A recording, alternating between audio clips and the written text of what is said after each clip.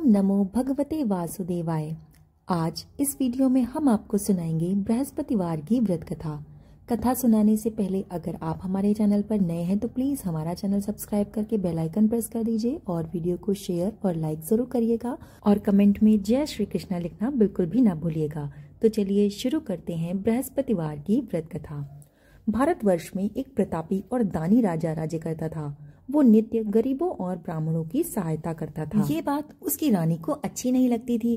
वो ना ही गरीबों को दान देती और ना ही भगवान का पूजा करती थी और राजा को दान देने से भी मना किया करती थी। एक दिन राजा शिकार खेलने के लिए वन को गए हुए थे तो रानी महल में अकेली थी। उसी समय बृहस्पति देव साधु के वेश में राजा के महल में भिक्षा के लिए गए और उन्होंने भिक्षा मांगी। रानी ने भिक्षा देने से इनकार कर दिया और कहा कि हे साधु महाराज, मैं तो दान पुण्य से तंग आ गई हूँ। मेरा पति सारा दिन धन ही लुटाते रहता है। मेरी इच्छा है कि हमारा सारा धन नष्ट हो जाए, फिर न बाज रहेगा न रहेगी बांसुरी। साधु ने कहा कि तुम तो बड़ी विचित्र हो। धन संतान तो सभी लोग चाहते हैं, पुत्र और लक्ष्मी तो पापी के घर भी होनी चाहिए। यदि तुम्हारे पास अधिक धन है तो भूखे को भोजन दो, प्यासे को प्याऊ बनवाओ, मुसाफिरों के लिए धर्मशालाएं खुलवाओ। जो गरीब लोग अपनी कुंवारी कन्याओं का विवाह नहीं कर सकते उनका विवाह करा दो। ऐसे कई काम हैं जिनको करने से तुम्हारा यश लोक परलोक में फैलेगा। परंतु रानी पर उनके उपदेशों का कोई भी प्रभाव न पड़ा। वो बोली कि महाराज, आप मुझे कुछ न समझाएं। ऐसा धन मैं नहीं चाहती जो मैं जगह जगह बांटती फिरूं। साधु ने उत्तर दिया, यदि तुम्हारी ऐसी ही इच्छा है तो तथास्तु, तुम ऐसा ही करना जैसा मैं कह रहा हूँ। तुम बृहस्पतिवार को अपना घर लीपकर पीली मिट्टी से अपना सिर धोकर स्नान कर लेना, भट्टी चढ़ाकर कपड़े धो लेना। ऐसा करने से तुम्हारा सारा जो धन है वो नष्ट हो जाएगा। इतना कहकर साधु महात्मा वहाँ से विलुप्त हो गए। साधु के अनुसार कही हुई बातों को पूरा करते हुए रानी को केवल 3 बृहस्पतिवार ही बीते थे कि उसकी समस्त धन संपत्ति नष्ट हो गई। भोजन के लिए राजा का परिवार तरसने लगा। एक दिन जब राजा ने रानी से बोला कि हे रानी, तुम यहीं रहो, मैं दूसरे देश को जाता हूँ क्योंकि यहाँ पर तो सभी लोग मुझे जानते हैं, इसलिए मैं कोई भी छोटा कार्य नहीं कर सकता। ये कहकर राजा परदेश चला गया। वो वहाँ पर जंगल से लकड़ियां काट कर लाता और शहर में बेचता। इस तरह वो अपना जीवन व्यतीत करने लगा। इधर राजा के परदेश जाते ही रानी और दासी दुखी रहने लगी। एक बार जब रानी और दासी को 7 दिन तक बिना भोजन के रहना पड़ा तो रानी ने अपनी दासी से कहा कि हे दासी, पास के नगर में मेरी बहन रहती है, वो बड़ी धनवान है, तो उसके पास जा और कुछ ले आ ताकि थोड़ी बहुत तो गुजर बसर हो सके। दासी रानी की बहन के घर के पास गई और उस दिन गुरुवार था। रानी की बहन उस समय बृहस्पतिवार की व्रत कथा सुन रही थी। दासी ने रानी की बहन को अपनी रानी का संदेश दिया, लेकिन रानी की बहन ने कोई उत्तर नहीं दिया। तब दासी को रानी की बहन से कोई उत्तर नहीं मिला तो वो दुखी होकर क्रोध करके वहां से वापस चली गई। दासी ने वापस आकर रानी को सारी बात बता दी। वो सुनकर रानी अपने भाग्य को कोसने लगी।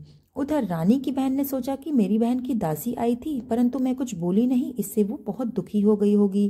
कथा सुनकर और पूजन समाप्त करके वो अपनी बहन के घर आई और कहने लगी कि हे बहन, मैं बृहस्पतिवार का व्रत कर रही थी और कथा सुन रही थी। तुम्हारी दासी मेरे घर आई थी परंतु जब तक कथा होती है तब तक ना तो उठते हैं और ना ही बोलते हैं, इसलिए मैं भी नहीं बोली। कहो दासी, तुम यहाँ क्यों आई थी?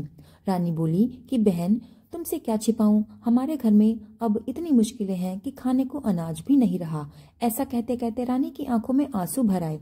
उसने अपनी बहन को पिछले 7 दिनों से भूखे रहने तक की बात बता दी और ये सारी बातें बहन ने विस्तार पूर्वक सुनी। रानी की बहन बोली कि देखो बहन, भगवान बृहस्पति देव सबकी मनोकामनाओं को पूरा करते हैं।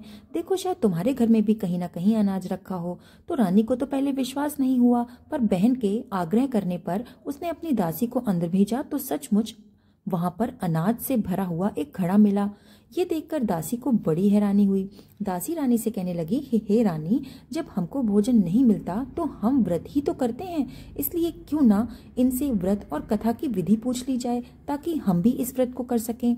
तब रानी ने अपनी बहन से बृहस्पतिवार के व्रत के बारे में पूछा और उसकी बहन ने बताया कि बृहस्पतिवार के व्रत में चने की दाल और मुनक्का से विष्णु भगवान का केले की जड़ में पूजन करना चाहिए तथा दीपक जलाना चाहिए। इसके बाद कथा सुननी चाहिए और पीला भोजन करना चाहिए, इससे बृहस्पति देव प्रसन्न होते हैं।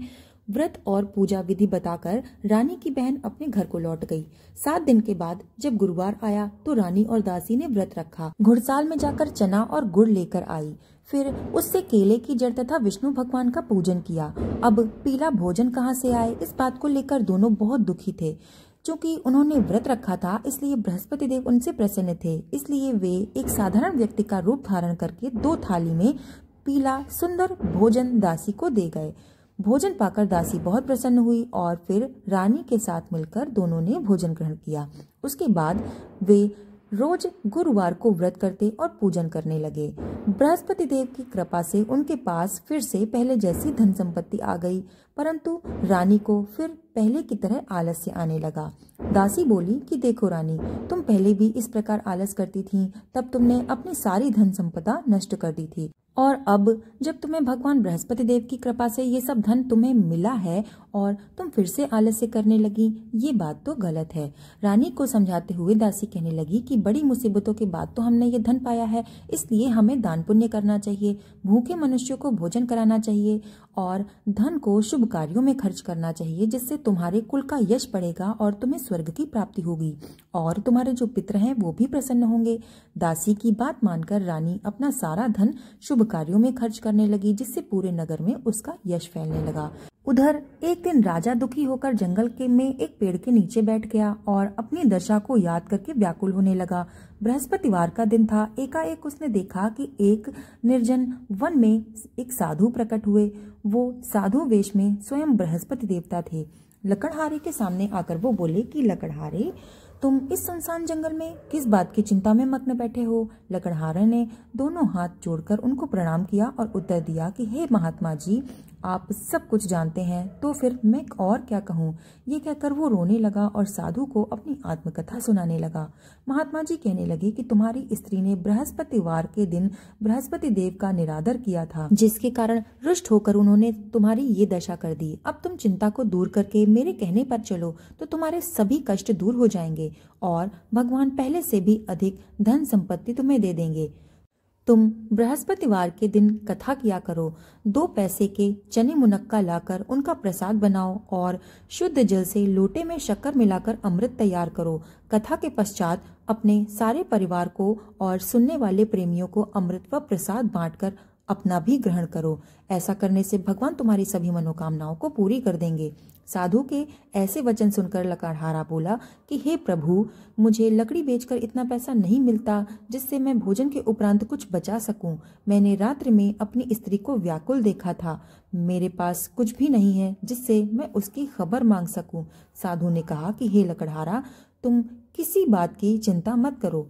बृहस्पतिवार के दिन तुम रोजाना की तरह लकड़ियां लेकर शहर को जाओ। तुमको रोज से 2 गुना धन प्राप्त होगा, जिससे तुम भली भांति भोजन कर लोगे और बृहस्पति देव की पूजा का सामान भी ले आओगे। इतना कहकर साधु वहां से अंतर्ध्यान हो गए। धीरे धीरे समय व्यतीत होने पर फिर वही बृहस्पतिवार का दिन आया। लकड़हारा जंगल से लकड़ियां काटकर शहर में बेचने के लिए गया और उसे उस दिन बहुत अधिक धन मिला। राजा ने चना गुड़ आदि लाकर गुरुवार का व्रत किया। उस दिन से उसके सभी कलेश दूर हो गए, परंतु जब दोबारा गुरुवार का दिन आया तो बृहस्पतिवार का व्रत करना वो भूल गया। इस कारण बृहस्पति देव नाराज हो गए। उस दिन नगर का राजा ने एक विशाल यज्ञ का आयोजन किया था तथा शहर में घोषणा करा दी कि कोई भी मनुष्य अपने घर में भोजन ना करे, ना आग जलाए। समस्त जनता मेरे यहाँ भोजन करने के लिए आए। इस आज्ञा को जो भी नहीं मानेगा उसको फांसी की सजा दे दी जाएगी। इस तरह की घोषणा पूरे नगर में करवा दी गई। राजा की आज्ञा अनुसार शहर के सभी लोग भोजन करने के लिए आए, लेकिन वो जो लकड़हारा था वो कुछ वहां पे देर से पहुंचा, इसलिए राजा उसको अपने साथ घर लिवा ले गए और वहां जाकर भोजन करा रहे थे। तभी रानी की दृष्टि उस खूंटी पर पड़ी जिस पर एक हार लटक रहा था। वहां उसको हार नहीं दिखाई दिया तो रानी ने निश्चय किया, ये हार मेरा इसी ने चुराया है। उसी समय सिपाहियों को बुलवाकर उसको कारागार में डलवा दिया गया। जब लकड़हारा कारागार में पड़ गया और बहुत दुखी होकर विचार करने लगा कि न जाने कौन से मैंने पूर्व जन्म में पाप किए थे जिनका दुख मुझे इस जन्म में प्राप्त हो रहा है, और वो उसी साधु को याद करने लगा जो उसे जंगल में मिला था। उसी समय तत्काल बृहस्पति देव साधु के रूप में प्रकट हुए और उसकी दशा को देखकर कहने लगे कि हे मूर्ख, तूने बृहस्पति देव की कथा नहीं करी और अगली बृहस्पतिवार को तूने व्रत भी करना भूल गया। इसी कारण तुझे ये दुख प्राप्त हो रहा है। अब तू चिंता मत कर। बृहस्पतिवार के दिन कारागार के दरवाजे पर तुझे 4 पैसे पड़े मिलेंगे।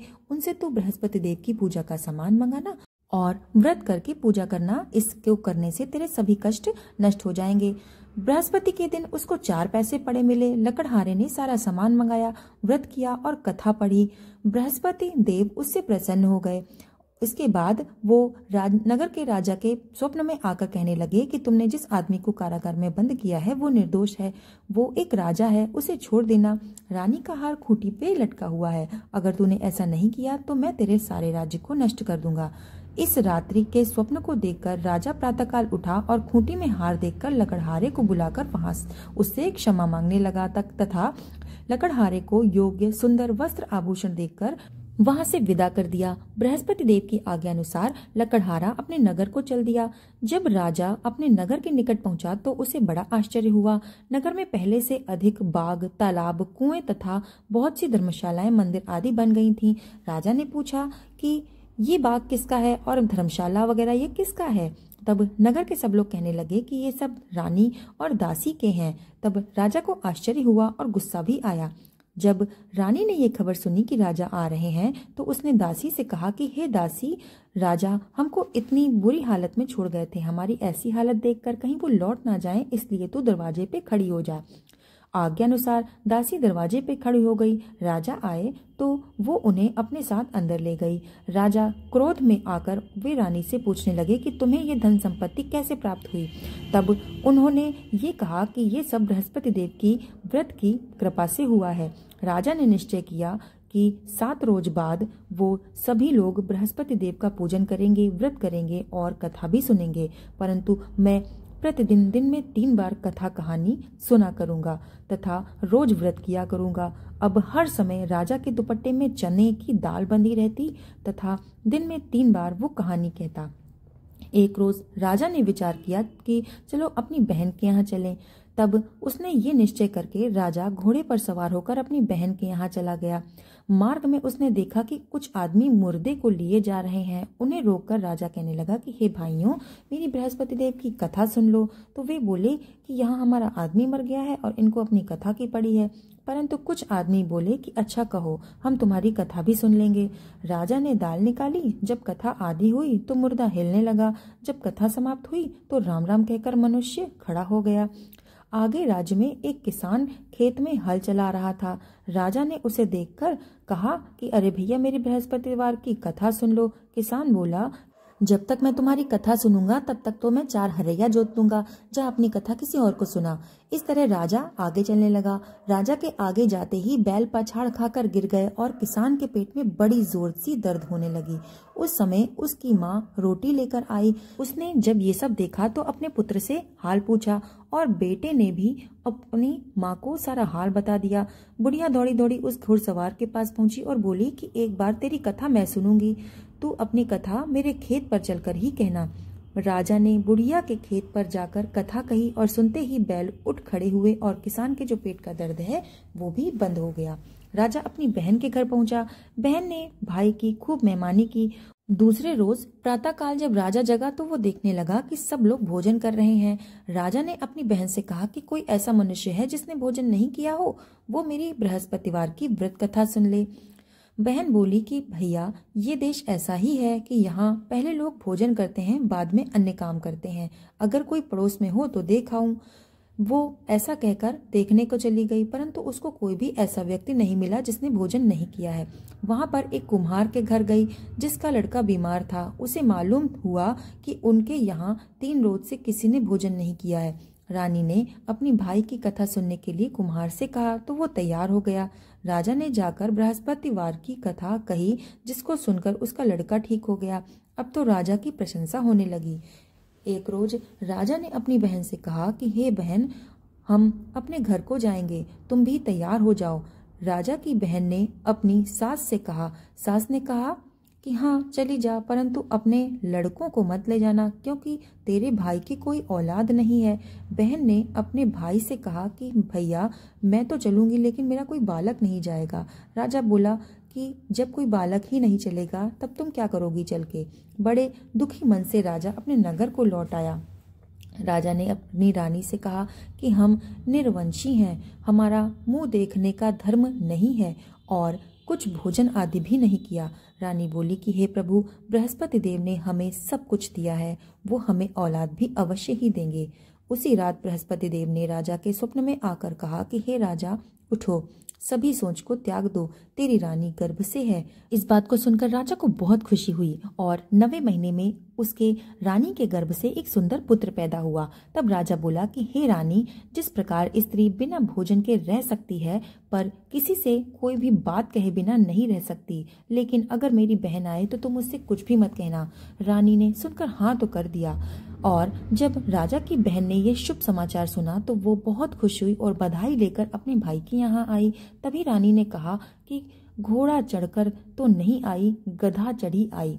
रानी की बहन बोली, भाभी, मैं इस प्रकार न कहती तो तुम्हें औलाद कैसे मिलती। बृहस्पति देव ऐसे ही हैं, जैसी जिसके मन में कामनाएं होती हैं वो सभी कामनाओं को पूर्ण करते हैं। और जो सद्भावना पूर्वक बृहस्पतिवार का व्रत करते हैं और कथा को पढ़ते व सुनते हैं, बृहस्पति देव उनकी सभी मनोकामनाओं को पूर्ण करते हैं। कथा समाप्त। हे बृहस्पति देव, जो भी इस कथा को सुन रहा हो उसकी भी सभी मनोकामनाओं को पूरा करना। अगर आपको ये वीडियो पसंद आया हो तो इसको लाइक ज़रूर कर दीजिएगा और अपने परिवार वालों के साथ शेयर करना बिल्कुल भी ना भूलिएगा और कमेंट में जय बृहस्पति देव लिखना ना भूलिएगा। चैनल पर अगर नए हैं तो जल्दी से सब्सक्राइब करके बेल आइकन प्रेस कर दीजिए ताकि ऐसी ही कथा आगे आप हमारे चैनल के माध्यम से सुनते रहें। तो मिलते हैं ऐसी ही दूसरी कथा के साथ, तब तक के लिए धन्यवाद।